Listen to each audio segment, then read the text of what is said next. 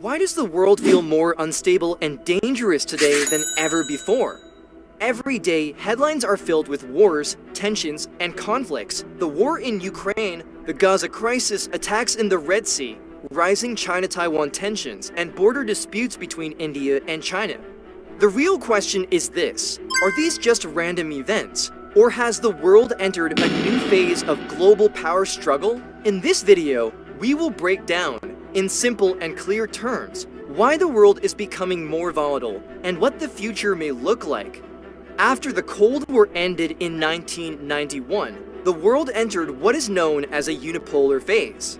The United States emerged as the sole superpower, and its decisions had a massive global impact. Globalization, free trade, and international cooperation were strongly promoted during this period. However, after 2010, this balance slowly began to change. China's rapid economic rise, Russia's increasingly assertive behavior, and the growing strength of regional powers were clear signs that the global order was shifting. The first and most important reason behind today's instability is the global power shift.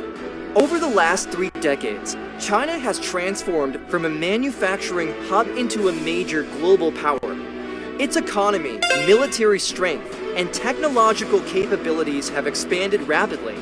The United States sees this rise as a challenge to its long-standing dominance. As a result, tensions are increasing in regions like the Indo-Pacific, the South China Sea, and Taiwan. History shows that whenever power shifts at the global level, the risk of conflict increases. The second reason is the nature of modern warfare and proxy conflicts. Wars today are rarely fought through direct, face-to-face battles. Instead, countries use allies, proxy forces, and indirect involvement. The war in Ukraine is a clear example. Russia is not directly fighting NATO, but NATO is supporting Ukraine. A similar pattern can be seen in the Middle East, where multiple powers are involved indirectly. These proxy wars tend to last longer and create prolonged global instability. The third major factor is the use of the economy as a weapon. In today's world, the economy is no longer just a tool for development. Sanctions, trade bans, control over energy supplies, and restrictions on critical technologies have become powerful weapons. Sanctions on Russia, semiconductor restrictions on China, and global energy politics are clear examples of economic warfare. The biggest impact of these economic conflicts is felt by ordinary people through inflation, job insecurity, and economic uncertainty.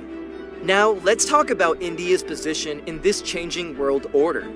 India is playing a careful balancing role. It maintains a strategic partnership with the United States, strong defense ties with Russia, and a competitive relationship with China. This approach is known as strategic autonomy. India's priority is to protect its security, economic growth, and diplomatic influence, but border tensions and global pressure also create serious challenges. So what does the future look like in the most optimistic scenario? Major powers will avoid a direct global war. In the worst-case scenario, a conflict in Taiwan or the Middle East could escalate into a global confrontation. However, the most realistic outcome is a prolonged phase of instability, marked by smaller wars, cyber attacks, and constant economic pressure. The world is becoming more dangerous, but every crisis also brings opportunity. Countries that focus on smart diplomacy and long-term planning will emerge stronger. The final question is this: is the world moving toward another world war, or is this simply a phase of power politics?